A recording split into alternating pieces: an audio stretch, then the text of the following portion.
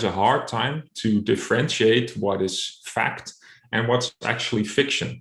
So the brain will believe anything it sees on an emotional level in VR. And that has great therapeutic potential because in this case, you can actually, well, make the emotional brain believe, in the case of pain, that there is no danger. So what we've done within Reducept is that we've created scenarios that actually trigger the emotional brain to believe that the person who's playing has control.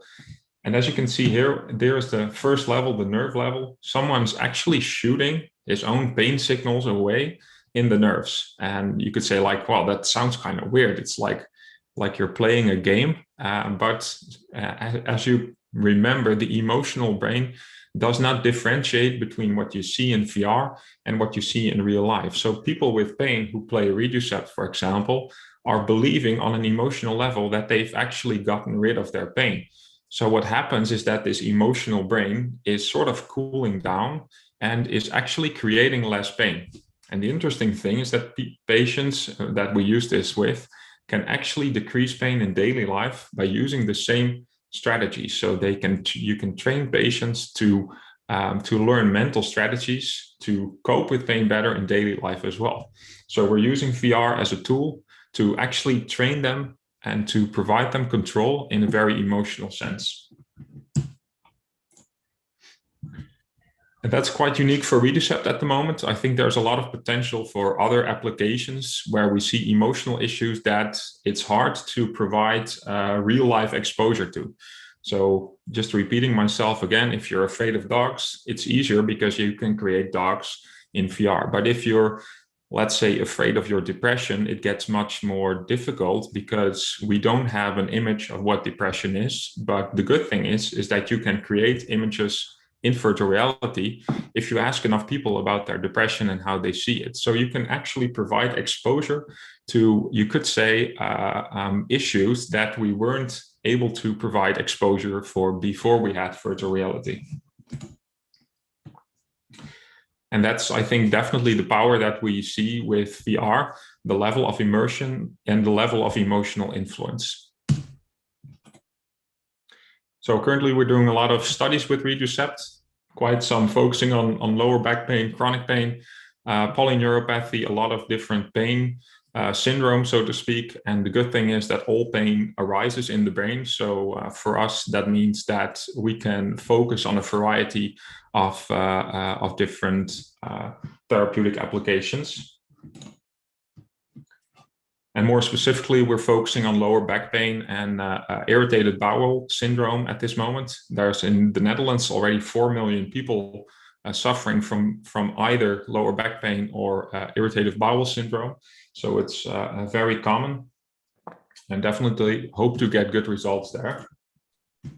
This is the team, co-founded with Margriet Venema, a female founder, which is pretty nice, and myself, a psychological background. And if you would like to get in touch, you can always send me an email. This was a really quick presentation, had to do it fast. We provide a lot of webinars, so take a look at reducept.nl or reducept.com if you're interested and want to know more about training the emotional brain with VR. Well, thank you, Louis, for this very great presentation and great use of, psychological effects of VR and how you're using it to really make, the lives better of a lot of people. So thank you so much for this presentation. Welcome. Next up, we have another really awesome presentation, I must say, from Regina Ciuli. I hope I pronounced it now right. We have Esther here today, and she will present how she's using virtual reality to boost the confidence of language learners. Esther, the floor is yours. Thank you, Freek. I am Esther van Berkel, Director of Studies of Language Institute Regina Ciuli. I know it's hard to pronounce, but it doesn't matter. We're also known as the Nonnen van Vught. Maybe that sounds... that rings a bell with some of you. Whenever I give a presentation about Regina Ciuli, I start with our long and actually quite interesting history, but there's no time for that today. But in order to understand which place VR takes in our language courses, I just take you quickly through our history. Our roots are in 16th century France. In 1903, the French nuns moved to the Netherlands, to Vught. In 1962, they were one of the first 3 language schools in the Netherlands that got a language lab, which was very new at the time.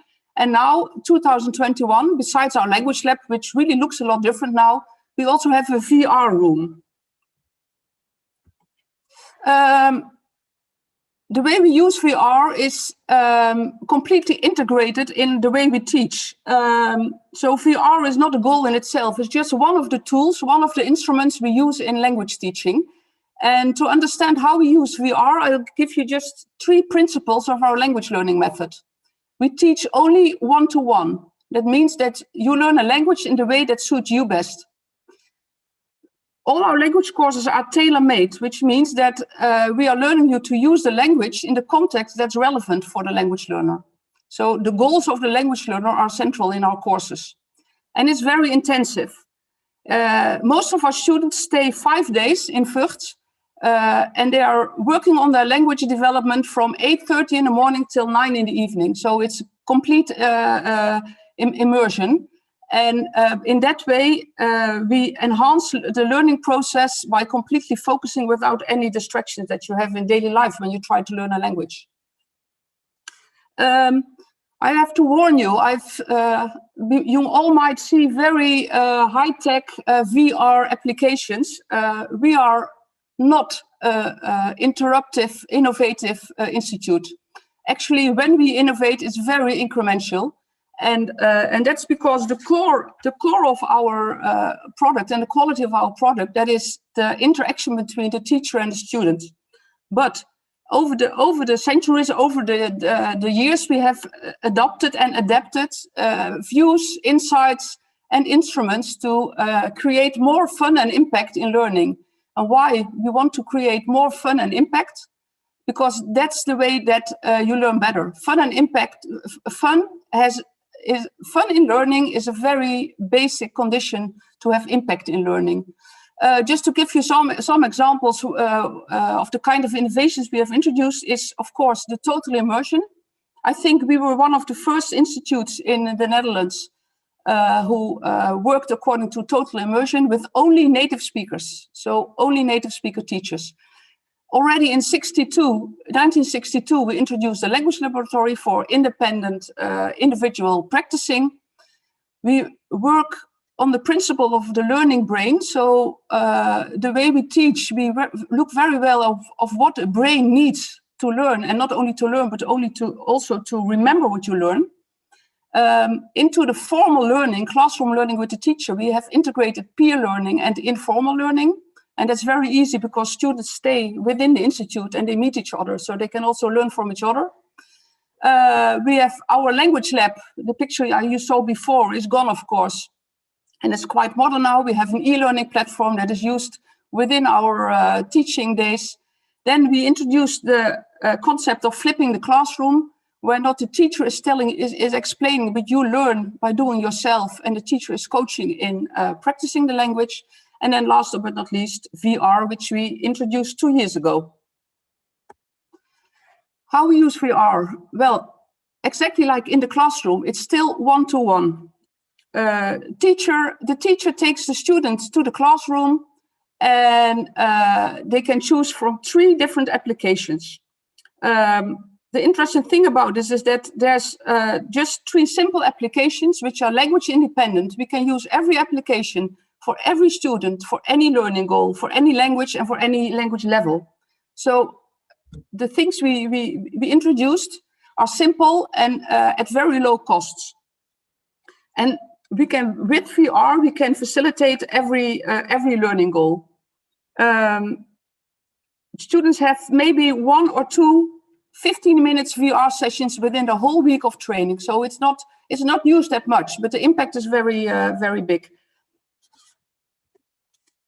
As I said, we have 3 applications, and the first one is what we call our 360-degree application. Our teachers who are native speakers and often travel to their home country just took our 360 degrees camera with them, made pictures while they were visiting their family, visiting their hometown, And within a 360 degrees application, for which we have a license, we built 360 environments. When you're studying Russian, you can one day, with one click and with VR glasses on your head, you can go to the Red Square in Moscow and decide to take the subway. And the teacher is with you, and the teacher is taking the role of somebody who talks Russian to you. So you don't see the teacher, but while you're in the 360 environment, there's somebody talking to you in Russian and asking you questions, giving you assignments. So when you're studying Italian, you can visit ancient Rome and have a coffee in a coffee bar. In the left picture, you see these hotspots, and the hotspots take you, by looking maybe 2 seconds at one hotspot, it takes you to another dimension within the 360-degree environment. The second one is a very widely used application to practice presentations. The good thing about it is that there's actually nothing in it. It's just environments.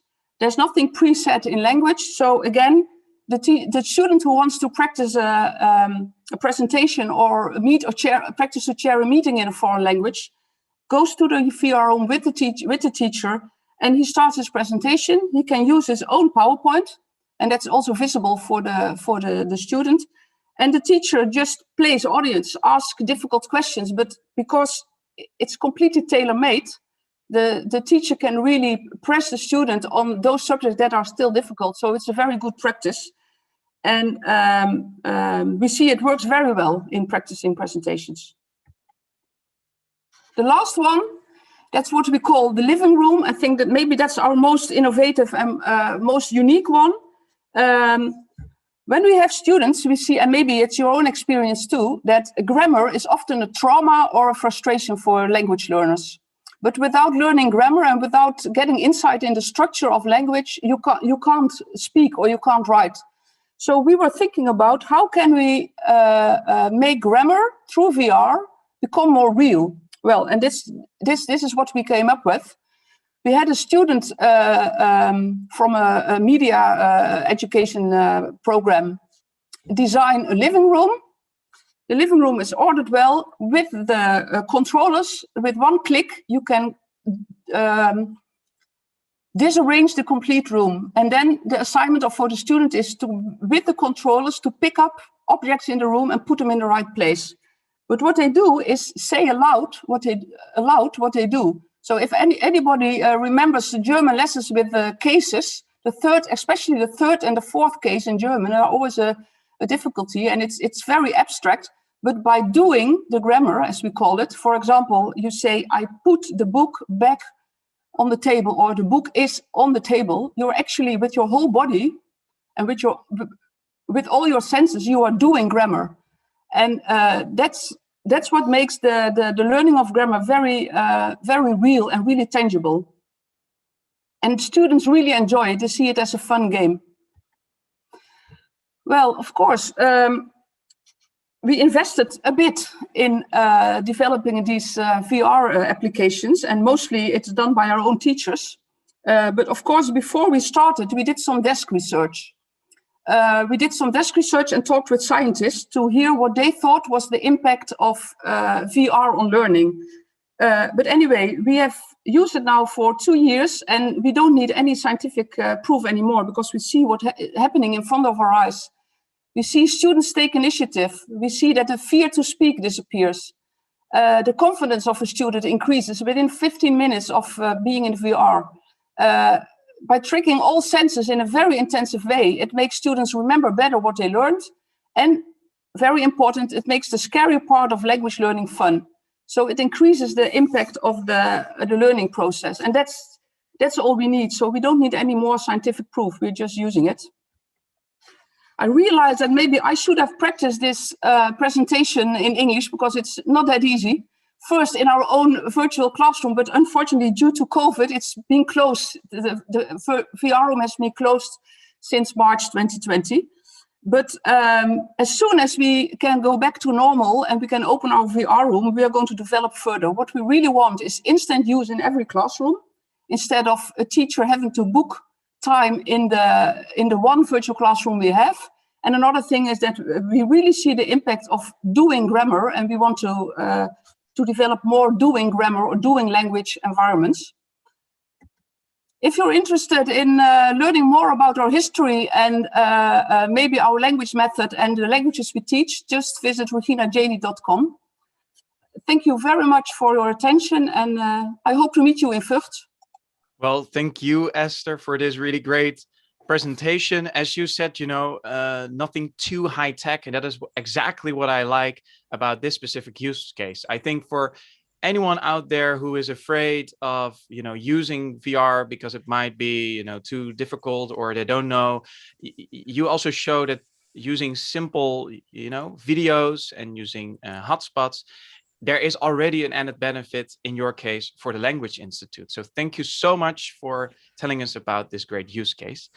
Next up, we have an augmented reality use case. We have PTC here with us, Jos Westerkamp. He will tell us much more how they are using augmented reality for training and brand communication. Jos, the floor is yours.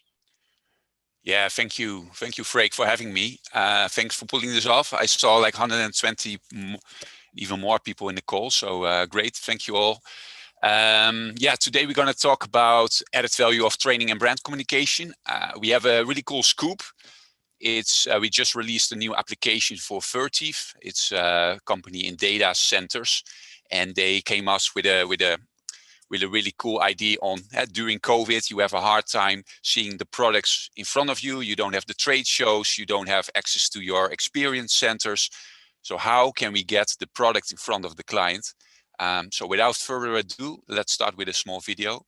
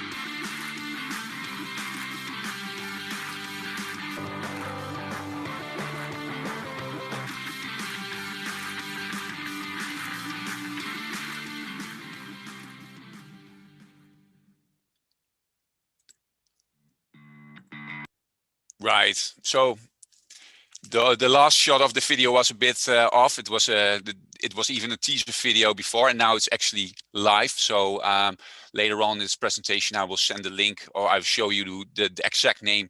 You can find the app in the App Store and try it out yourself. You're probably wondering, PTC, who are we? We are based in Rotterdam with our head office in Boston, and we are one of the global leaders in augmented reality for enterprises.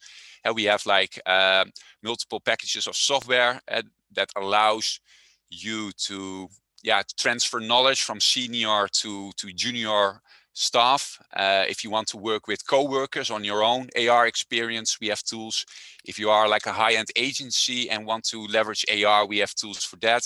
We have remote calling with AR annotations, and we even have like also that you can interact with machines. So what you can already see, as AR is so wide, we see it as a new form of internet. it's usable everywhere, from manufacturing to services to sales and marketing. And we do a lot of times throughout the year, we do research on, hey, where are new opportunities? And as you can see, they're all over the place within the whole value chain of organizations, from product development to see products up front, to see future products, to speed the manufacturing processes, help out your service and technical staff.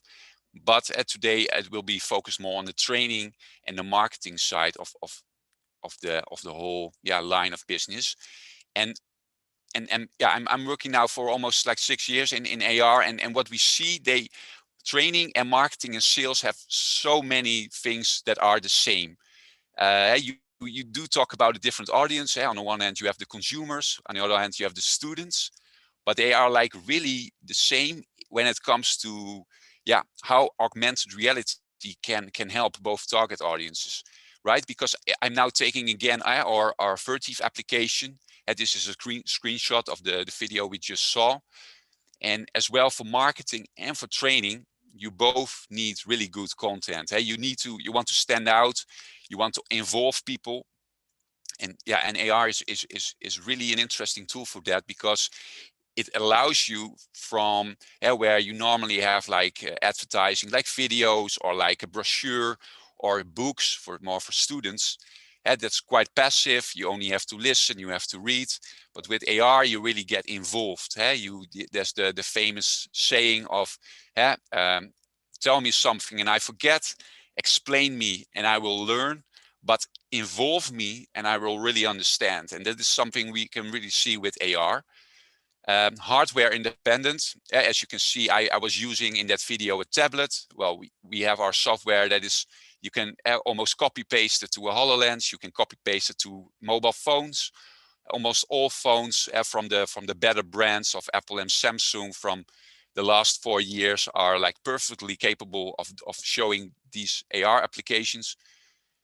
At your own pace, of course, I think is an important one, because here you already see this is for clients to tap on the different points of that rack. Like, oh, I want to know more about the cooler. I want to know more about how this system is working. All on your own pace, and you get like full animations on how things are working and where you are interested in. So I think context independent is another one, because this was at my office. But later on, if you might download this app, you can do it in your own home. You can do it outside if the light is not so bad. You can do it at school. And I put an asterisk behind it because context is sometimes dependent, because I'm now, we are using for this AR application, we use plane tracking, and you only have to recognize the floor. But sometimes you also want to augment on top of a physical part, and this next video is showing that, right? You do need now a small pump. This is for training purposes, a small pump. It also works on the bigger 2-meter high pumps, but this is a little bit less context independent, as you do need the physical component.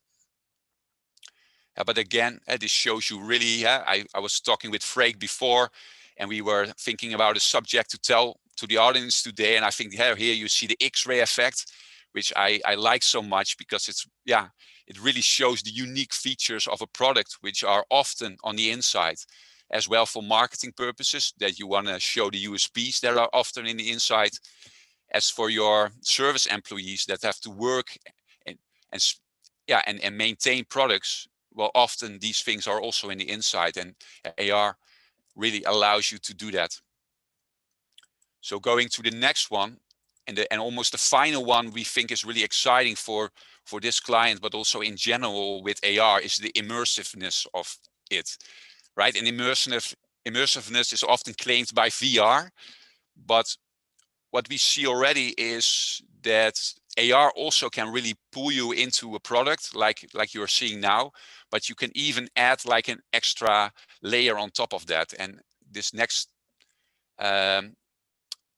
example will show it. This is something of a client of us, a yacht builder, Beneteau. And again, it's not context independent, as you do need the real boat, but then you can augment on top of it.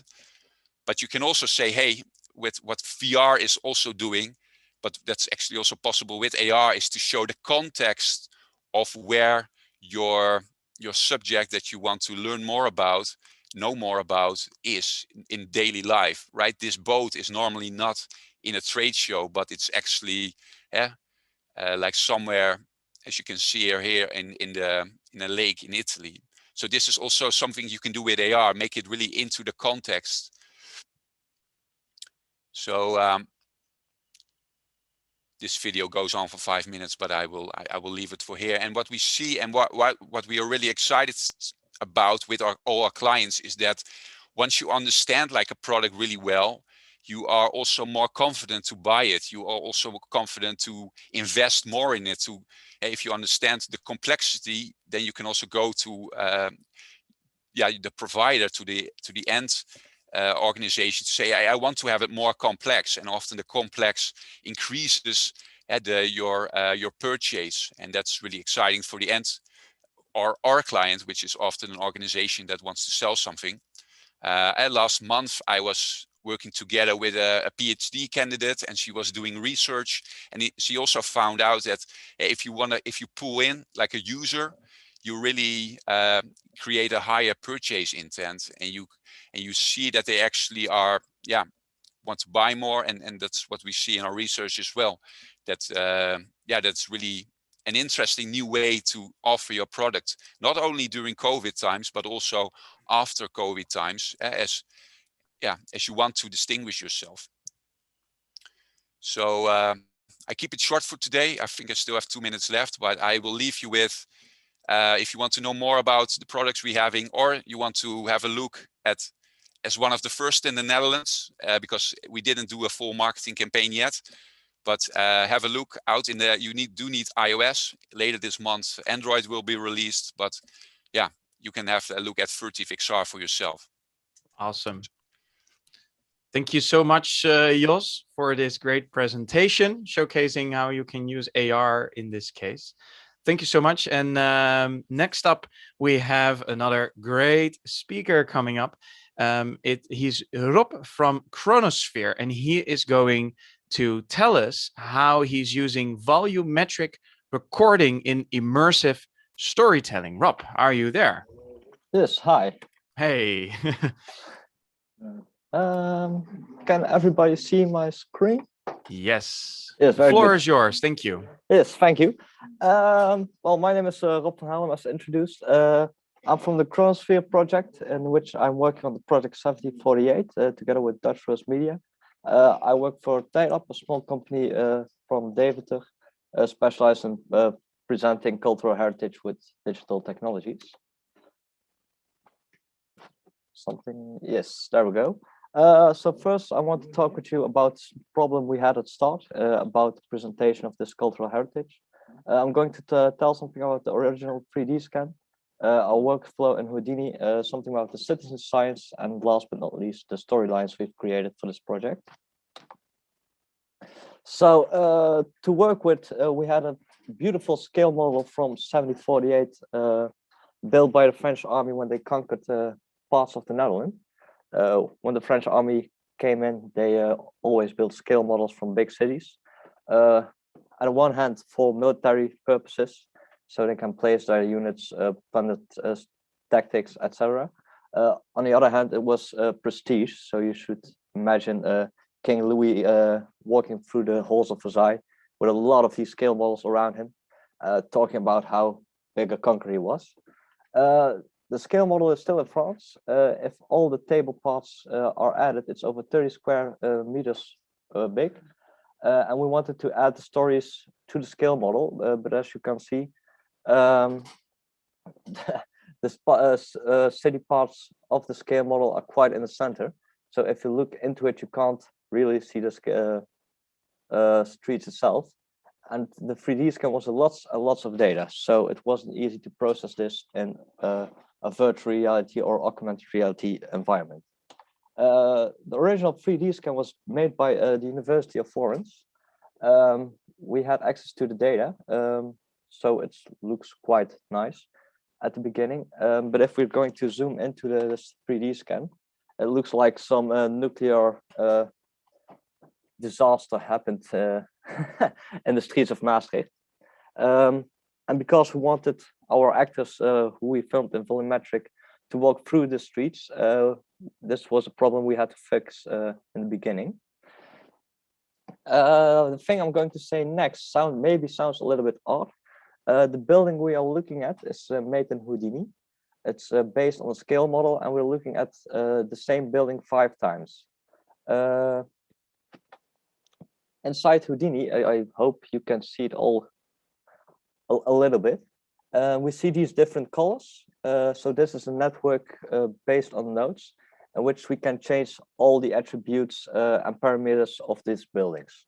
So by changing one little bit in this network, you can create within a few seconds complete new buildings. So we built a map of Maastricht based on the scale model in which all the buildings were indexed, and all these indexes had their own network behind it. So we can add it to windows, heights, roof types, chimneys, everything like that. For over more than 6,000 buildings, this was quite a lot of work to do. So the next step we did was creating a citizen science project. Online on the Zooniverse platform, everybody from around the world was able to help us classify these buildings. So the users were asked to locate the windows, the portholes, the chimneys, the color of the walls, the height, actually quite everything. And these data was put together in one big Excel sheet, which we loaded inside Houdini, and which Houdini was able to create a full reconstruction of the city of Maastricht based on the scale model and the data people from around the world classify for us. So the result of the scale model itself was this. It's not the final draft, but to give a small indication of how we reconstructed the 3D scan to a usable product instead of the melted city. So as you can see, there still needs to be work on the textures. The trees are just placeholders for this moment. But now we have a 3D environment in which we can let the stories take place. So our next step will be to create these stories and add them to the scale model itself. To do this, we have created 4 main storylines. All the stories have their own character that we filmed in volumetric, and have their own mini games and storytelling methods to have something for every visitor. So you should imagine that some storylines are really focused on young children, while other storylines are more focused on elder people who just want information and don't want to play mini games. In the image, you can see Trace. Trace was our first test project to just see how things worked out. This is Guillaume Bex, our French lover who was looking for his betrothed in Maastricht. The thing I'm very enthusiastic about myself is if you look at the jacket he is wearing. So the image you are looking at is a full 3D model. I'm going to play this one again. You can see how the mesh of his jacket doesn't show any strange things. So with these results, we were going to place them inside the scale model where they could tell that story themselves. So this is Trace again. You can see her inside of the studio, like a mesh, and we retextured her. Like I said, she was our very first test. Later on, we also put people on chairs. So I've always thought that picture was very funny. We resized the chairs so that he could sit on it. But this was quite an interesting problem we didn't really think through. The actor, while doing his shots, was sitting on a small chair. But for the end product, he needed to sit in this 3D model chair. But his clothes were, of course, falling all around. So that was quite interesting to rescale and figure this all out. In the end product, you can't see anything weird about it. But if you're ever going to do this, keep in mind that if people aren't sitting on the right chair or bench or anything, clothes can be a very pain in the ass to figure out. So this is one of the other places. We see Guillaume Bex again sitting in the streets of Maastricht, looking for his love. But also all the mini games will take part in augmented reality, where they're projected over the scale model. In this case, a gown that needs to be refitted again. That's it for now. I believe I had only 10 minutes, so it was quite fast, everything. If there are any questions, please send me a message. I want to thank you for your attention. You can see in the picture on the right a real image of how it is going to be. The end product will be presented in, of course, Maastricht, over a physical replica of the 3D scale model. So this should all fit together in the end. Well, thank you for your attention. Awesome, please Rob. let me know if there are any questions. And yes, questions. There is a chat and there's also a Q&A function within Zoom. So ask questions for Rob if you want to. And thank you so much, Rob, for presenting this. I mean, how cool would it be if we had something like this in when I was in school for history lesson? I wish, you know, this would be such a cool way to tell a story of history. And next up, we have another storyteller, actually. We have Abner Prijs, and I met him also a couple of weeks ago, and it was super interesting. Abner is an artist, and he is using virtual reality for his artwork. Abner, are you there? You have to unmute yourself. Yes, I am. I'm here. Hi, everybody. Hey, Abner, good afternoon, or good morning still. Well, Yes. The floor is yours. We are very curious. So you can share your screen if you want to, and you have 10 minutes for your presentation.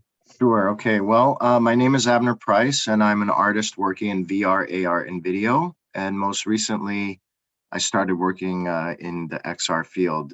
Most importantly, I'm a storyteller. So for the past 6 years, I've been engaged in XR. It started as an artist. I would build multi-screen video installations and sculpture installations. I make interactive performances and collaborative works with the public. It's always been very important for me to have the audience feel as if they are the central point of the work. The viewer, I believe, is the most important part of the experience. This perspective of telling a story to the audience has been incredibly helpful while using VR. I want immersion and interaction, and for the viewer to have as close as a relationship as possible to the performance or the artwork. The great thing about VR as an artist as well is that when people use it for the first time, they always tend to be like, wow, this is amazing. And so it's quite fulfilling as a maker to have that response. So I'm going to show, the first thing I'm going to show is a work that I presented at Cinekid Film Festival called Eden's Adventure. This work was commissioned by the Cinekid Festival in 2019 in their Media Lab. The theme of the Media Lab was technology, and the request of the festival was to create a work which is inspired by that theme. I like working a lot with themes. I feel that they give me inspiration and not desperation. So I do like to be given a goal. Eden, the main character, is a rather personal character to me. She is based on my daughter, who not only shares the same name, but is also incredibly inquisitive and loves to explore her imagination. As the research into the theme and to technology developed, I saw a big hole where it came to finding females in the field of technology. I thought that there was hardly any representation, and so I decided to focus the work on females, Eden's heroes throughout history. So Eden travels throughout history to meet these female heroes of hers. I was incredibly proud to have won the Golden Lion Jury Prize, as well as selected for the Netherlands Film Festival as a part of the Golden Calf competition. Eric Kessels, who was the jury chairman, wrote about the work. The fairy tale-like VR installation shows a bizarre insight into the world of a girl traveling. The artists of the installation made a beautiful narrated story. The girl's journey is fun, educational, and inspirational. The execution of this VR installation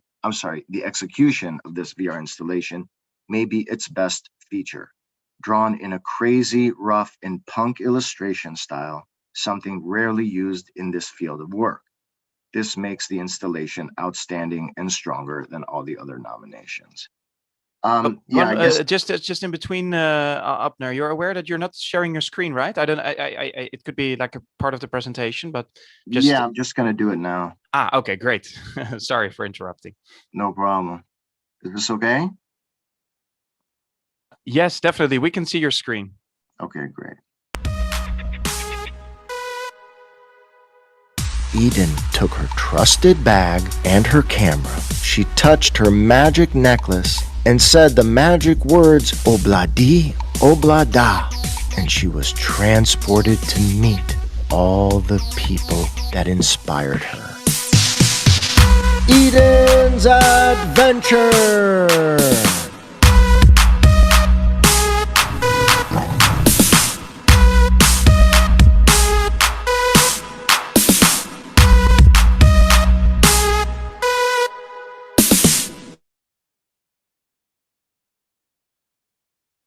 Okay. Did we hear that? Yes, we could hear it. Awesome. Thank you. Thank you, Abner. Sure. Now I'll have to figure out new share. Okay. The next work I will present is a work called Blowing Through the Curtains. And this was commissioned by the Arnhem Museum in commemoration of the 75th anniversary of the Battle of Arnhem.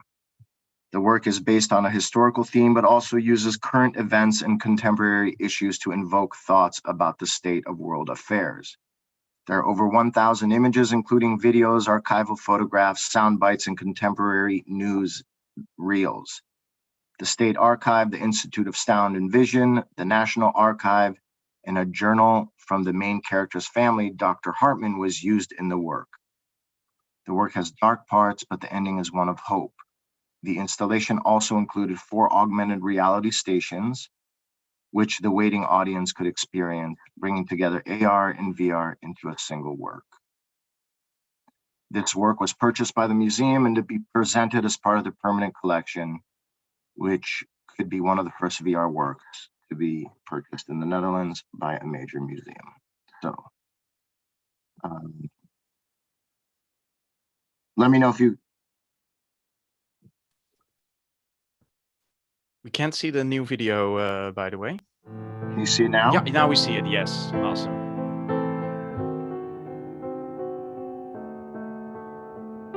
Dr. Hartman started to feel that things were not going well in his town. He started to feel some dark changes happening. The city that was once playful and fun soon became a place of fear and hatred. Neighbor turning against neighbor. People who were once friends were no longer friends. The borders to an open mind were being twisted into a prison of anger and hate.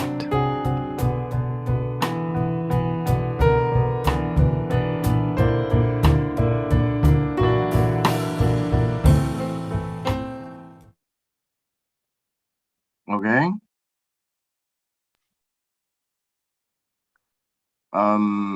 Yep. Can you see me or anything? I'm really sorry. No, you're still showing your screen. Okay. But I think that's fine. Unless everyone needs to see me, which I don't think they do. So there are a lot of issues that need to be considering when presenting a work in the public context. For instance, the simplicity of navigation and timing, equipment, and spatial control, what age group and behavior of the audience, from children to students, middle-aged and old. Human interaction is something we are very familiar with, and because we've shown in so many different festivals and to different age groups. We are a fast-growing studio with we have amazing programmers, producers, and content makers. We're ready and willing to work on projects that are exciting to us technologically, as well as based on immersive storytelling experiences. Right now, VR and AR are so much more available, and we're lucky to have a partnership with HP and their Reverb 2, their headset, so it's much more portable for us to bring or to take around. Currently, we're working with Plan International, the Jewish Historical Museum, Cinekid Festival, Amsterdam Museum, and the Floriade. Those are our next jobs that we have coming up. I think that's it. I'm not sure how far I went into my presentation, but no, it's great, Abner. You're well within your time. My limit. Yeah, no, that's good. And just to add to your story, I mean, we saw each other a couple of weeks ago, right? So I experienced your art, and it was just, it's such an experience, because usually if you've ever experienced VR, it's all very, tailored, and the 3D models are very precise. And, in this case, artwork, it's more like emotion, and the way you're showcasing the story, it was like, it was a very intense experience, and you excellently, in an excellent way, guided where people should look, and guided the way someone should feel. So very well done. So I hope there will be an email afterwards to all the attendees. I hope I can share some more details where people can also see this in the future, and then I would recommend anyone to also see this. So thank you, Abner. Thank you for your great presentation. And we're on to our next speaker. Sylvie's already, I see her ready. She's from TNO, and she's going to showcase a use case of augmented reality for nursing homes during Corona. Well, I am very curious, Sylvie. The floor is yours. Thank you very much, Freek. I hope you can see my screen so I can start. Welcome, everybody. I'm indeed from TNO, and before I start to dive into the core of the presentation, let me give you a short introduction of myself. I'm Sylvie Dijkstra-Sudaresanan, and I work in the domain of point clouds and 3D representation for more than 15 years. I'm also leading a team of experts in the research line Immersive Technology of TNO's early research program on social XR. So we do a lot of fundamental research, and we look at the end-to-end chains going from capture, processing, transmission, and rendering of 3D user representation. So as such, we also investigate a lot of different modalities like audio, video, but also touch. And in this ERP, actually, what we do is we work towards collaboration and identification of use cases. And in this particular case, I'm going to show you one of the collaboration we made with the Meander Group, which is actually a nursing home. And we wanted to bring one of a prototype of this XR communication to bring it to life and to experience with real users. So this is really about applying sciences. This is what TNO is known for, and it's about connecting people with knowledge. So here's a clear example I want to show you in this coming 10 minutes. So we have identified the following societal challenge. Here are some snippets of news that we have in the Netherlands. Since the pandemic started back in March 2020, we noticed a rapid increase of casualties in a particular sector of people, old people living in nursing homes. The casualties were not only related to complication of the virus, but also by its byproduct, so to speak, loneliness combined with strict sanitary measures. And this makes the contact with old people really impossible and cumbersome. Also, like old people need to have touch, hugs, and to see the people that are close to them is really important. So by knowing this and seeing this important need, we wanted to tackle this challenge and to help society by bringing forward an applied solution now with the current solutions that are currently in the market. So there are practical and easy solutions currently available. So I can show you these two, for instance, that are widely deployed right now. They provide a quick fix, and they provide a quick fix to this lack of physical visit. So they involve usually the need of different infrastructure. They need to move the patients and to make use of a big plexiglass screen. So although there's this clear view to all, people still feel the separation because of this large piece of glass in between. And also the solution involved to move this patient to a specific room. And I would like to spend a quick minute on this the people that we're talking about here, the patients that we're talking about, they are very different people than what we normally see in our daily life. These are older people, fragile people. These are having a great distress when we have a routine that is actually broken. Some of them also have dementia and have physical limitation. So moving these patients from the comfort of the nursing home is simply too much of an effort. So we need to find a solution that is tailor-made for them. And it needs to be also scalable, and it needs to be deployable, right? Because if we think about these moves, these rooms and these separated areas, the families need to schedule a particular moment for these. So they cannot access to these whenever they want. So TNO is proposing actually a XR-based solution. And the proposed solution is that it's using the capability to have a safe visit to each other. It creates a different level of togetherness. And the different level of togetherness is compared to those plexiglass solutions, but also to phone calls or to Skype calls. And people need to feel more included. And this is due to the immersiveness. Now, we saw all the presentations so far. Immersiveness is really an important part.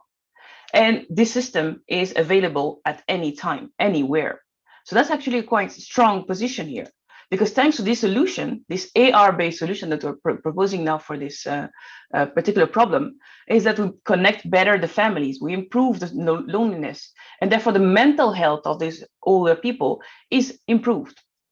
And these strong requirements on safety, on health, on comfort of the elderly, this is really important for our solution. This is really a segment of the people that we need to take into account. So for instance, making use of AR instead of VR is a conscious choice, because putting goggles on a person that is this old is really breaking their routine and breaking their known environment. Already browsing on a normal phone with like the swiping, this is something that is a bit too much for 80 years old. And the people that we're targeting, the average age is between 80 and 95 years old. So we need to tailor-made a solution that is actually understandable for them. So thanks to our solution, the user will be still located in their familiar environment, and they can still communicate with their familiar faces seamlessly. They can still see everybody. So before starting designing this system, we first wanted to check what is the need of these type of people. And here, the main limitation we had was the COVID limitations. We couldn't investigate with hundreds of people. So we went to the facilities and we managed to gather 10 pairs of people. A pair of people is actually the family, which is a segment of people that is aged between 47 years old and 68 years old, and the older people, which is about between 80 and 95 years old. We first presented them the AR system, and we asked them what are their needs and how do they feel about this. And to evaluate that, we asked them basically what is the perceived enjoyment, the spatial presence, the social presence, the attitude, the behavior, the conversation duration, and so forth. And based on that, for instance, we try to evaluate their perceivedness. Again, this segment of people, we cannot just ask them, rate this experience between 0 and 10. This is not working. Instead, we, for instance, use here smileys. This technique of saying, do you like the system? What do you see, and so forth. So for each question, we asked based on smileys, and it turned out to be pretty well. So we noticed that there's a great need for better than the phone calls and better than these plexiglass solutions. So we came up with a relatively simple and straightforward system. It is based on AR, and the setup is as follows. The resident is seated in front of an iPad, and he or her is being recorded via a simple webcam, on-the-shelf webcam. The webcam is placed on top of the iPad. The family member is actually displayed on the iPad, and this iPad supports the AR placement and the rendering of a 3D volumetric object. The iPad is mounted vertically on a stand and is positioned between the resident's chair and an empty couch. On the other side, the family member will be seated in front of a TV, a big screen TV, and the resident will be displayed on the TV. The family member will be registered with a RGBD camera, the Azure Kinect. and it's positioned in front of the TV so that we have the eye contact better with the camera and therefore with the elderly person. In between those two systems, there will be two computers that are connected side by side by internet. At this moment, both systems were all on premises, so it's going to be on a local area network. So now I'm going to show you a short movie. I hope it works with the sound to explain you further what the system was about and how it has been assessed. Gaan niet alleen oudere mensen dood aan corona, ze kwijnen ook daadwerkelijk weg omdat ze het contact met hun familie missen.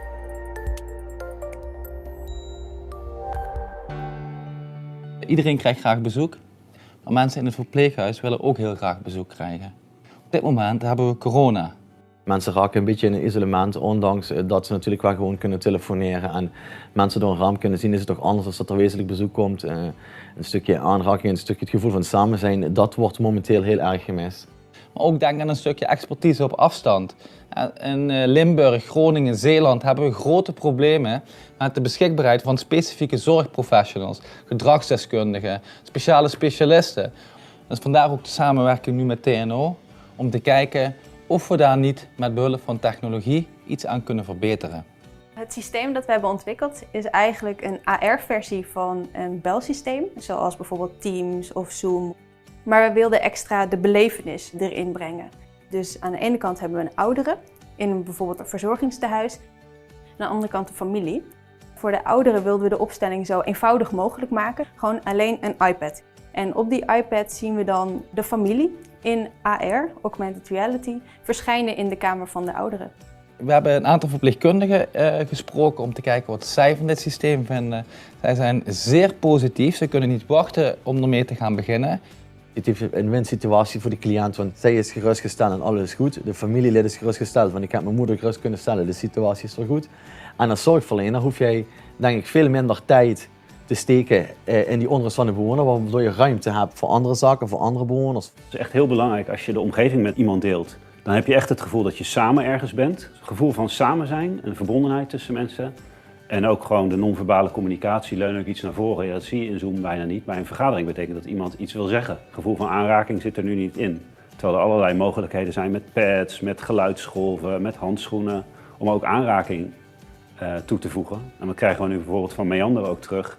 Voor oudere mensen is een aanraking zo belangrijk. Het voelen van dat iemand jou aanraakt, wat dat met een mens doet. Maar we willen ook met grotere events. Ik wil straks kunnen zeggen, joh, men mag nu niet naar de disco. Ja, waarom kunnen we niet met 5000 man virtueel in een of andere dancing staan? Iedereen thuis, maar wel de beleving alsof je dat met z'n allen samen beleeft. Dus over 1 jaar verwacht ik bijvoorbeeld met Meander dat we druk bezig zijn om dit daadwerkelijk in al hun verzorgingstehuizen uit te rollen. Voor bedrijven verwacht ik dat we tegen die tijd met de eerste bedrijven voor virtuele vergaderingen, voor de hulp op afstand, dat we daarvoor mee bezig zijn. Ik denk dat de mogelijkheden eigenlijk oneindig zijn als het goed doorontwikkeld wordt en dat er een eindproduct uitkomt. Ja. We gaan niet alleen. Sorry. So, seeing this system, it has been extensively used and tested last year. We have been measuring and evaluating the user experience based on certain criteria, as I said, and we asked residents, family members, caretakers to grade their experience with different type of questionnaires. And what we saw is that we recorded the duration of each session with a maximum of 20 minutes per session. And we noticed that the AR tool was greatly appreciated. 90% over the 70% for the video, the normal video calling. Also, it appears that the residents did not per se experience a difference between the conditions, so both the video and the AR tool, but because they were mainly focused on their family and meeting their family. But the family was were having an interesting information is that they perceived marginally higher spatial presence, and therefore they could have a better message understanding in the AR condition. So it was quite nice results to achieve. Now, I just wanted to quickly show the different next steps that we envision, not only about having the touch improved, but also having a larger display, for instance, or maybe Sylvie, by the way, you're over 10 minutes. I'm giving you one more minute to wrap it up. I'm almost done. Sorry. Thank you. And we're going to use AR glasses or have network functionalities to have remote participants. So all in all, this shows actually a great potential for this prototype. And yeah, thank you for your time. And I just wanted to mention one last thing is that we're busy with collaborations and with, we're always busy with creating collaborations. So if you want to join one of our ventures, feel free to contact me. Awesome. Thank you so much, Sylvie. And I'm sorry to interrupting you. No, but great. And it's great to also see how augmented reality in times of crisis can be a very helpful tool. So thank you so much. Up next, we have, well, you already see them here. We have Jean and Ruud. They are going to talk about how they are using training, virtual reality training, and raising the efficiency of it at Bayer Medical Care. So Ruud and Jean, the floor is yours. Good afternoon, everyone. It's already afternoon. This is a joint presentation of Bayer and Bluetooth on training efficiency and how training efficiency becomes reality, or actually maybe phrasing it better, it already became real for us. So the presenters, the joint presenters, my name is John Toden. I'm Service Support Manager for Europe at Bayer Medical Care BV, responsible for Technical Assistance Center and Technical Training. And my co-presenter is Rudy Dullens, CEO and Smart Training Expert of Bluetooth. Next slide, please, Rudy. Bayer. Bayer is a multinational founded in the 18th centuries, not as long as the nuns and Vught, but also we go way back. And we have approximately, and didn't count them all, but 100,000 employees worldwide. And even if you don't know the company, you probably use unconsciously some of our products. I will pronounce it in Dutch, Rennie, Aleve, Aspirin. These are one of our famous products. And the slogan of Bayer is health for all, hunger for none. And actually I will waterfall down in Bayer, within Bayer to eventually end up at the radiology department. And at the top is we are a science company and active in the area of healthcare and agriculture. Then if we look at the healthcare, we end up at pharma. In pharma, we deliver products to treat, for example, prostate cancer, blood thinner, or thrombosis. And under pharma, there is the department radiology. And just to picture the scene, when you enter a radiology suite, most of the time your eye catches the huge scanner that makes pictures of your body, part of your body. Radiology delivers contrast, so you can enhance those pictures so that the doctor can make a better diagnosis. And to do this, you need to get contrast into your blood vessels. And for this, you need an injector. This will be shown later on. And this injector injects contrast into your veins. And we deliver the devices, we as Bayer, the contrast, the disposables, and also this is the traditional way of working. We also move now in the area of AI, creating algorithms to measure and provide, to measure contrast usage, radiation usage, and provide advice on that one.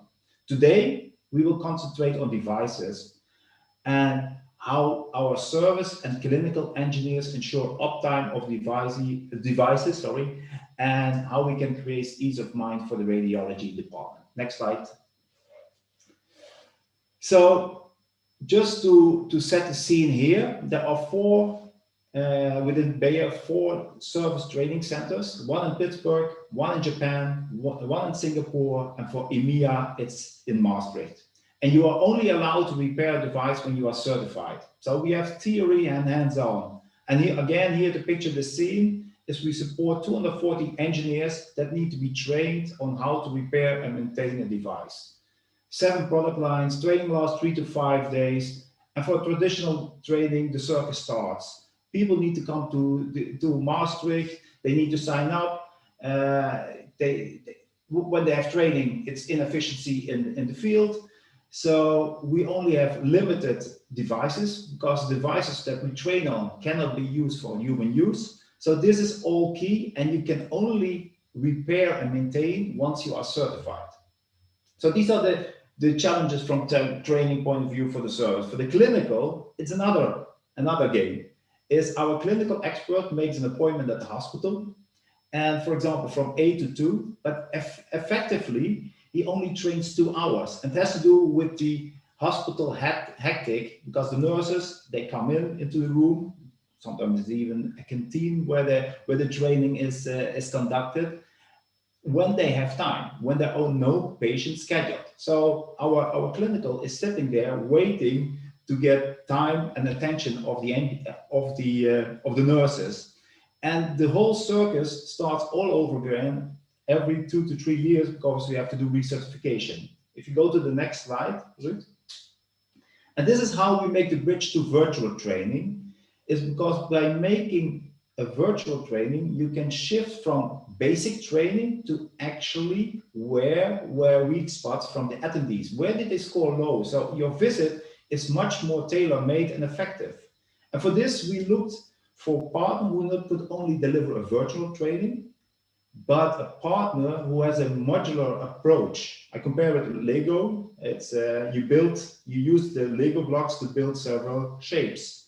And also the role of our trainers is changing from classical training to scenario writers. Second topic, what was quite important, is to focus on the didactic focus and deliver the training as gaming, because gaming stays in the mind of the people. That was also mentioned in previous presentation. And last but certainly not least, train anywhere, any place, anytime. Next slide, please.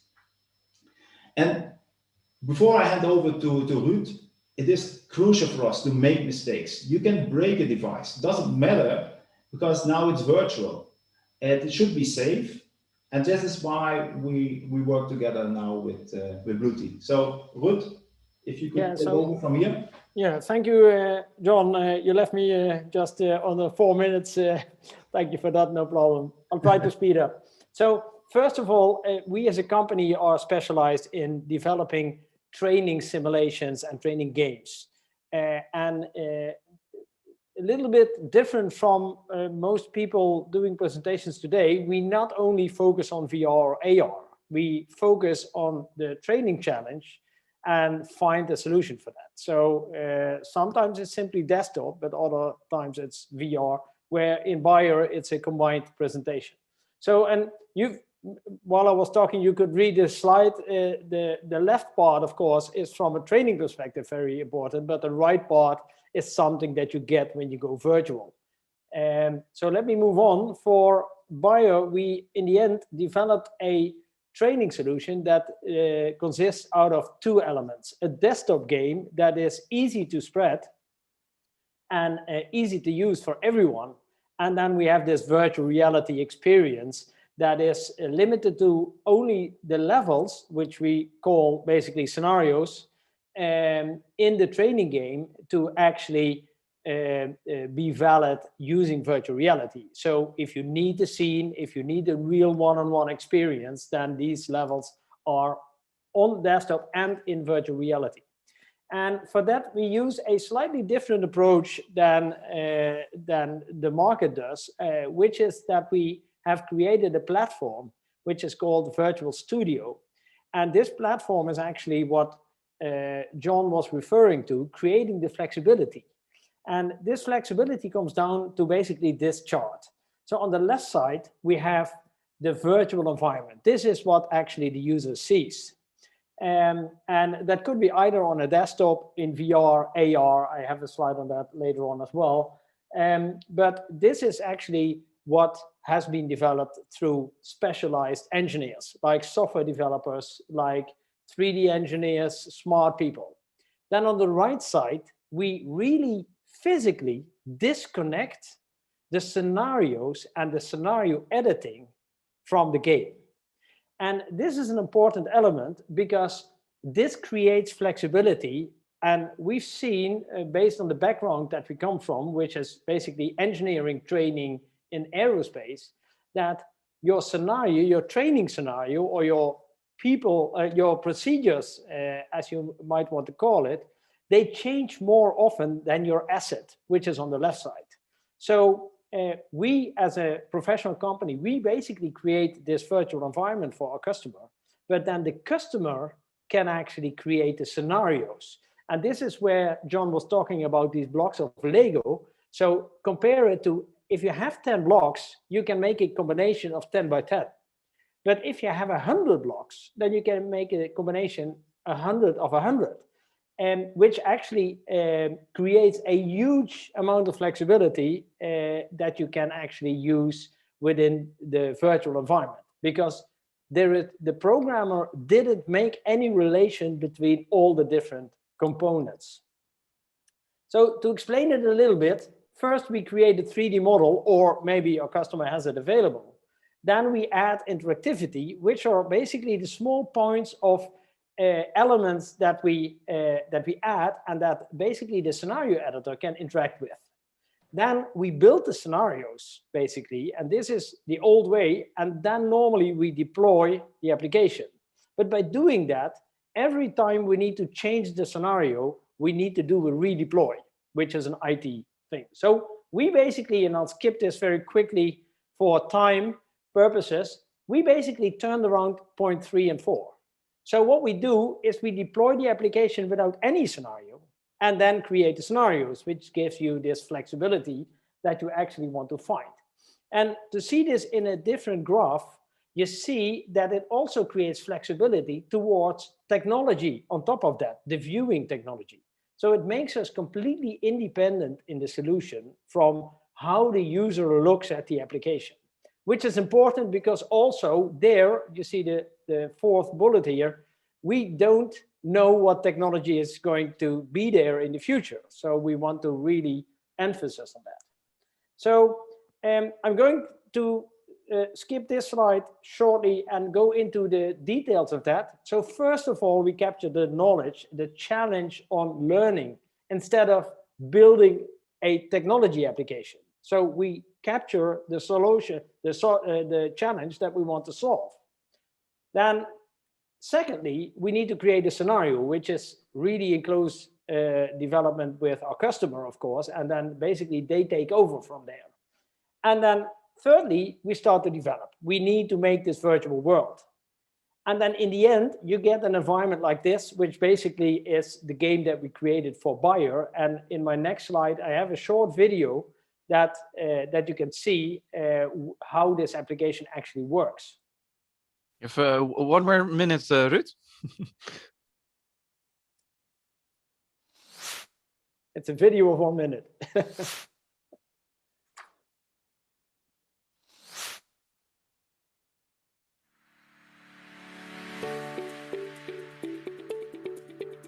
So as you can see, it has multiple scenarios, but it's easy to extend without deploying the application again. The dayset can be used the entire day, but at the beginning of the new day, you always have to use a new, sterile dayset. So, let's start by looking inside Centago.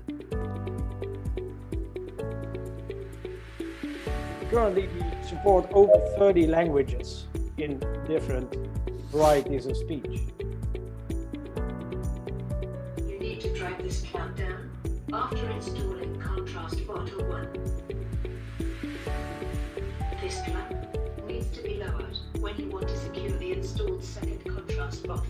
And please understand that every instruction, but also every interaction, has been scripted into the scenario for the player. And you basically can script it into a way that you can make it either a simple instruction, pointed out, do this, do that, but you can make it into a game as well. So put some game elements into it as well. So this basically was the last part of my slide. I had to speed up a little bit, but if you want more information, don't hesitate to reach out to us, either to John or to me, to get more information on what we did for Bayer and how the solution actually is being implemented. Awesome. Well, thank you, Ruud, and thank you, John, for this really interesting presentation. I think also for the people among us who are more experienced with VR, there were many insights in this presentation. So thank you so much. We have 2 more speakers coming up, 2 great ones. Well, they are all great. But the next one is Bart. I think it's Bart from Connect2. and he is going to give a use case of a virtual reality assessment tool. So Bart, are you there? Yeah, I'm here. Thanks for introducing, Freek. Of course. Well, the floor is yours. Enjoy. Thank you. My name is Bart Kok, and I'm creative director of Connect2, and I'm going to do this a bit different. And in order to start my presentation, I want to explain a few bits by using our website. So I'm going to go to the share screen and click on that.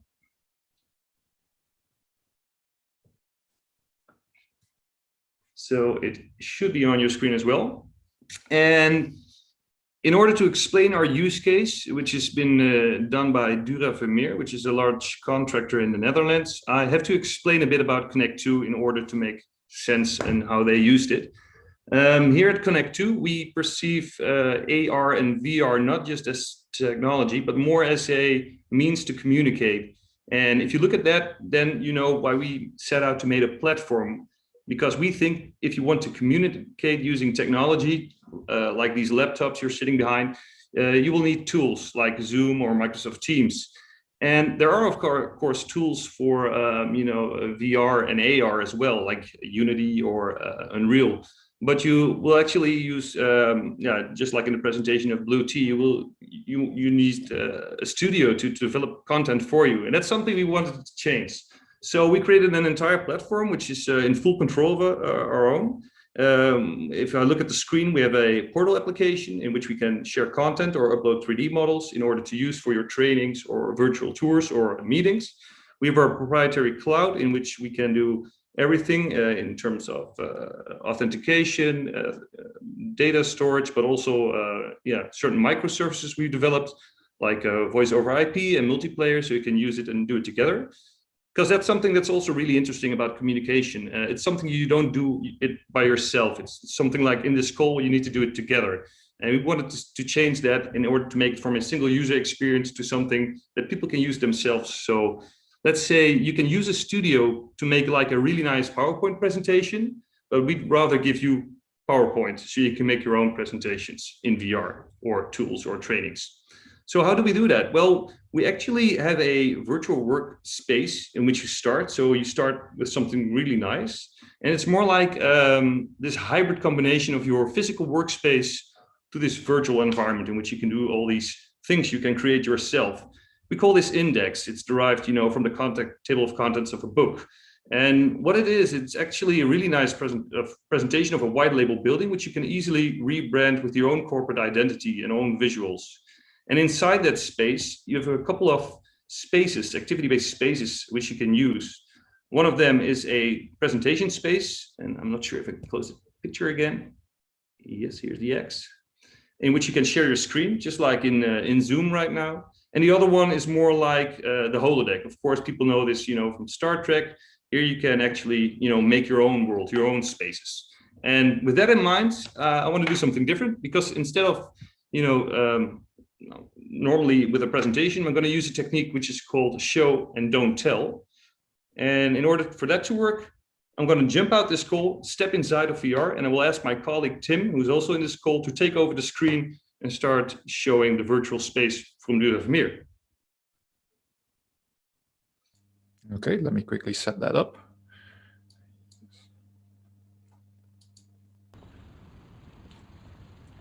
Okay, we should be in.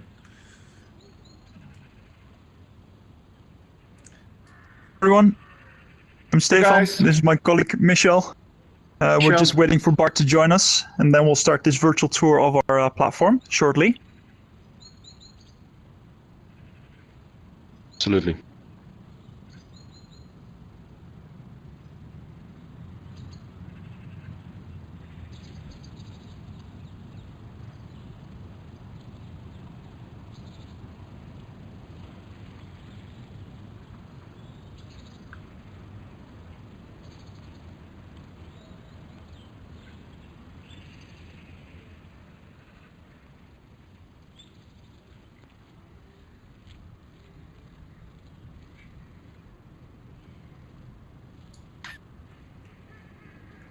Okay, I think Bart can be here any minute.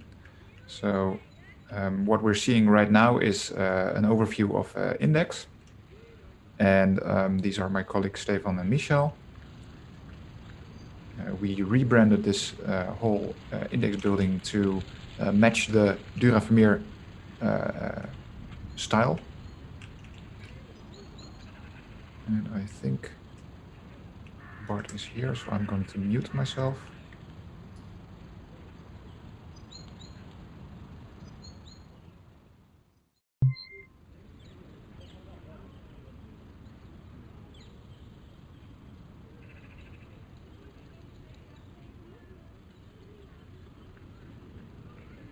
Hey guys, thanks for waiting for me. Bart. And I see Tim is also ready here with all the people from the webinar. Follow me, I want to show you guys something.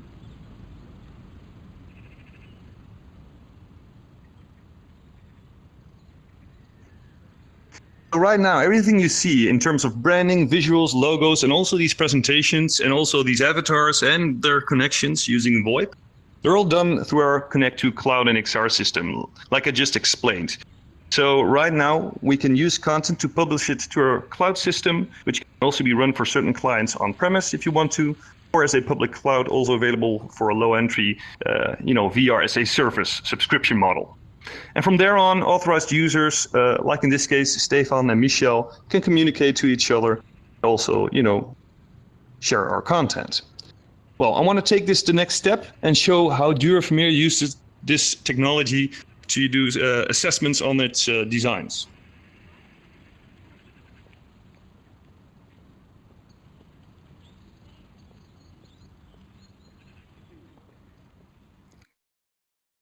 So follow me.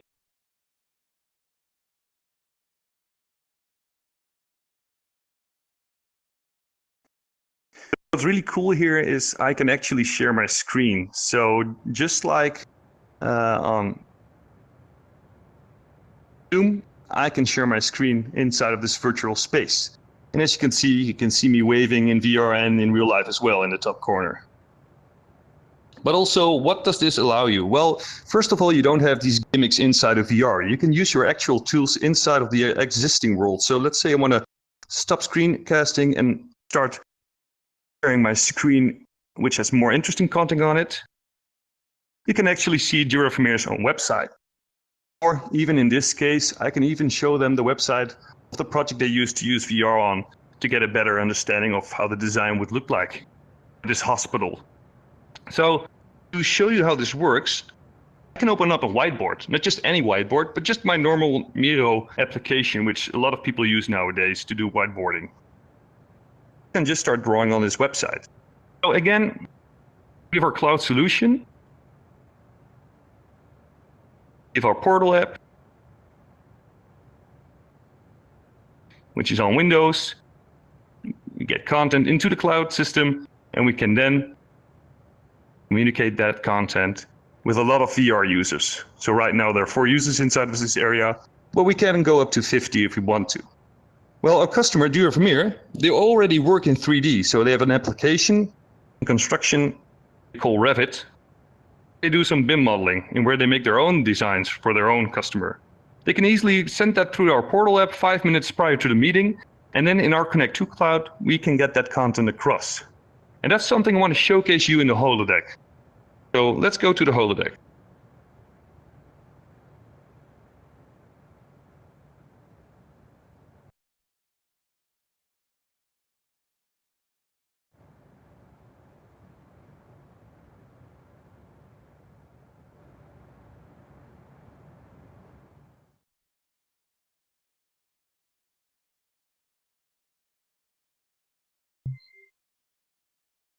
I believe everyone is here. And as you can see in our holodeck, it's an infinite amount of space in which you can do everything. In this case, I want to load up a design for Dura Vermeer for a client they had that wanted to create and build a hospital. And one of the most critical designs of a hospital is the operation room.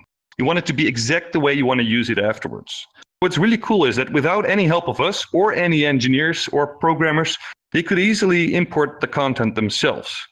So right now, I'm just going to load up this 3D BIM model, and it will get streamed to our headsets, which are just really easy to use, no friction wireless headsets.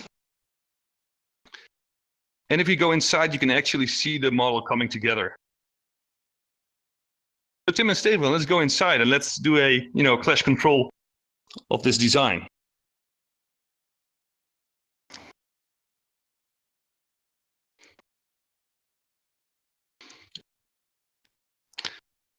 Stefan, do you see any things here out of the ordinary you think are not supposed to be that way? Well, let me see. I see that some of the vents are not really lined up over there. And up here as well.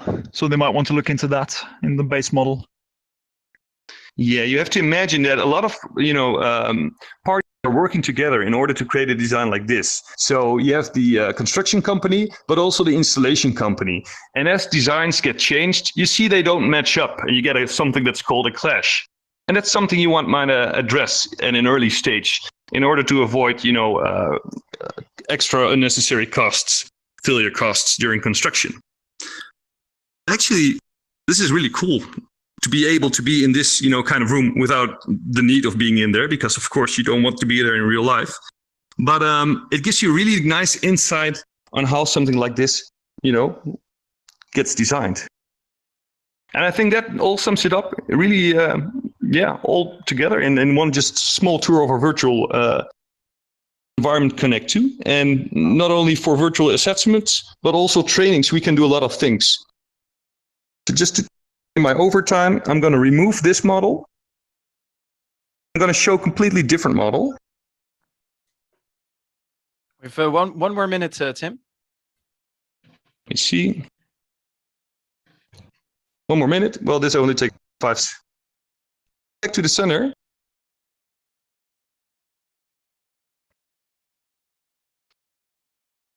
We're also working on getting more behavior inside of this virtual environment. So this is from a different company, also a construction company, that doesn't mind what kind of branch you're in. But in this case, they already made a 3D model to make this drawing, to make an actual werktekening, how they call it. But we can also add behavior to it, and in this way you can easily make a training assignment without the need of having programmers. Just pick a special material or an object from your scene and add behavior to it in our easy-to-use portal app, and you can start making trainings, by a click of a button and uploading into all kinds of people to all over the world. That's it for now. I want to see you back in the normal call, so I'm going to exit out of VR, and maybe we can connect too. Awesome. Wow. Well, thank you so much for this presentation. And, usually it's so incredibly difficult to showcase a VR application in a good way, and I think you did that very, very well. So well done, Tim and Bart. It looks really cool. For everyone who is here, there will be also an email later this week with all the infos. If you want to check this program out, I will make sure to have a link in there as well to try it. And now we're are almost done, and we are going to our very last speaker. I found him a while back on LinkedIn. I saw a video, and it just surprised me so much because I have seen, exposure therapy for people who have phobias using a virtual reality goggle. But what I had not seen before is using exposure therapy using augmented reality. And I saw a video. Well, our next speaker will talk about it, Duruk, and he is going to show how he's using augmented reality to help people face their phobias and fears. Are you here? Yeah, I'm here. Thank you, Frank. Awesome. Well, the floor is yours. Thank you very much. I'm going to share my screen. Let's try this. This now, can everybody see that? Yes, it's going really well. Perfect. Yeah. Well, first of all, thank you very much to VR AR Association, and also thank you for all the speakers. It was really inspirational to see all these different applications in the field, and for all the attendees who are kind of listening to this talk, thank you very much for joining in. I hope that will be inspirational for you as well, as much as it was for me. So I'm just going to try to keep it short and sweet, because I'm the last speaker, and I know that everybody's very hungry to go to lunch. My name is Doruk Eker. I'm a co-founder of the studio from Amsterdam. We are a group of creative developers. I'm co-founder together with Gianluca Di Vincenzo. We are working with new technologies such as AR, VR, and we create interactive solutions for digital out of home. Our clients are really different. We have clients from advertisements, from events, from research. I'm not going to go more over the company, but if you are curious about it, you can visit our website or you can find our LinkedIn page to learn more about it. So what I'm going to talk about today, as Freek briefly mentioned, is xerophobia. And I will talk about how the entire idea came from, and what additions do we have at the moment, and how it helps porting the phobia treatment, the conventional phobia treatment, into a mobile application. And I actually saved some time for Q&A session at the end, but let's see, if I'm early, then we can do it, else we'll leave it to the end. So what is xerophobia? It's the website says it's an evidence-based solution for getting rid of your fears. So a bit in more detail, it is a mobile application, and it ports and supports the conventional phobia treatment as a mobile application. The most important thing is it is really heavily scientifically backed. So I'm just going to explain the application a bit and how it is done, and I'm going to come back to the scientifically backed part towards the end. But if you would like to learn more about the application itself, you can visit its website, and there is both information about the application and also about the science behind it. So what do we have at the moment? The xerophobia, it all started with a question from the psychologists Jean-Louis van Gelder and Tara Donker. At the time, they were both at the Free University of Amsterdam. They are still connected with the VU. And the question was, the question was to examine the conventional or the phobia therapy in general. And you have two sections about that. The first section is that you ask questions to the person, and the therapist asks questions. And the reason of these questions, or the goal of these questions, are two things. First, you want to learn about the person's story, of course. And the second one is, by asking these questions, you can alter the way that she is thinking about her fear. So that's the first part of every phobia treatment nowadays. And the second part is the exposure. And that part is that you are gradually exposing the person to what she fears in a controlled way. So for instance, for the fear of heights, it goes like climbing some ladders and then going to a balcony, or maybe going to the top of the building slowly, not all at once. And the question was, okay, can we, if we find a way to mimic this exposure therapy in a mobile application, is that going to be as effective? And actually, they put together a very first application, the Fear of Heights, the first version of Fear of Heights, and then they run some clinical research with that. And the result of the research was, yes, it is as effective as the exposure therapy within a cardboard VR is as effective as the exposure therapy in the real life. You can read about the paper in the website that I just shared with you. So with this, after the study, the Fear of Heights is now on the stores for everybody to download, both for iOS and Android. And then after that, we worked on the second edition of it, which is the Fear of Flying. And that one has just finished its research in VU. And in the coming months, it's going to be also published in the stores, both iOS and Android. And currently, what Freek was referring to, we are working on the Fear of Spiders. So if I go to these two things, like the questions and exposure, how they are addressed in the Zerophobia is the first section is the questions, and this is, as you can imagine, is the questions that you kind of answer on your device. So the first part is the modules. They are a combination of questions and some explanatory videos about the treatment. This is a short video. While I'm speaking, it can play on the background.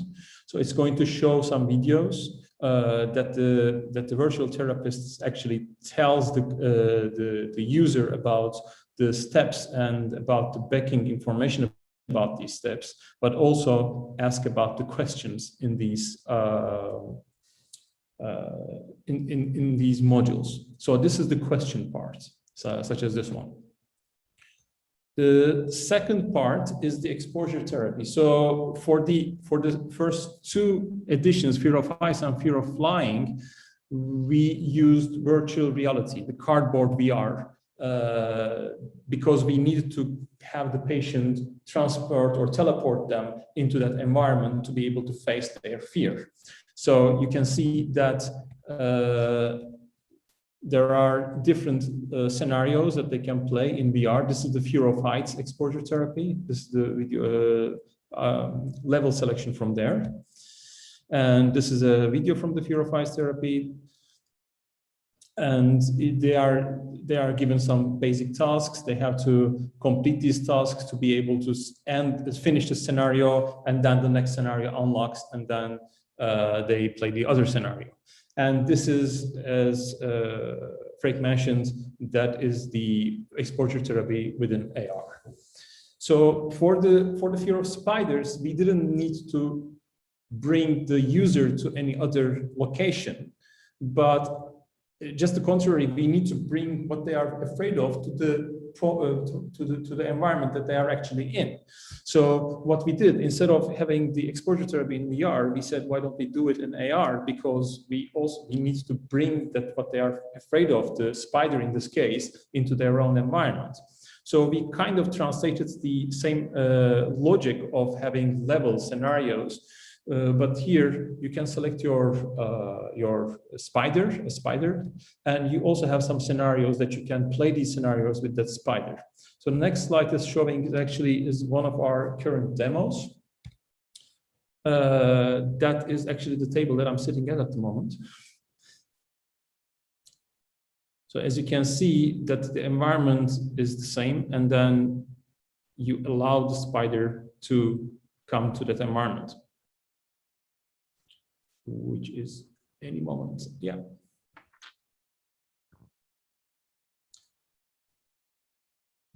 And just like the other editions, there are much more, there are multiple levels, multiple scenarios that you play with. And also in the last two scenarios, we used hand tracking so that the spiders actually can climb on your hands, or can avoid your hands, or can move around your hands. That's a different level of exposure for the users. So I think I'm kind of 8 minutes at the moment, 8.5. Well, thank you very much for everything. And if you have any questions, just use the chat, question and answer, or send me an email. And thank you very much again, Freek, for the opportunity. Well, thank you so much for showing us this specific use case for exposure therapy. And as I said, I saw that video of the spider on the hand, and it's just simply great how you're using that, and great presentation. And this I am also looking at the chat. There were not too many questions at the end, which is good, because we're also it's 1 o'clock. I think everyone is also looking forward to have lunch. So I would really like to thank every speaker today for joining us, for taking the time to tell the world about how they are using virtual and augmented reality. This whole presentation and this event is brought to you by the Virtual Reality and Augmented Reality Association. If you're interested in that, I will put my email in there as well. And I added the LinkedIn page as well. I'm very active on on that. So I think that we will do another event with different use cases in 2 months. So make sure to keep an eye out for that. And then, to finish this up, thanks to the attendees also for being here today. And I hope you learned a lot from all these different speakers. And there will be an email with contact details and with Siri is saying something with contact details and with more information about the speakers later this week on email. And also for anyone who missed parts of the presentation, there will also be a video later being uploaded. So thanks again, everyone, for joining us today. It was very interesting, and hope to see you all again very soon in another presentation. Thank you so much.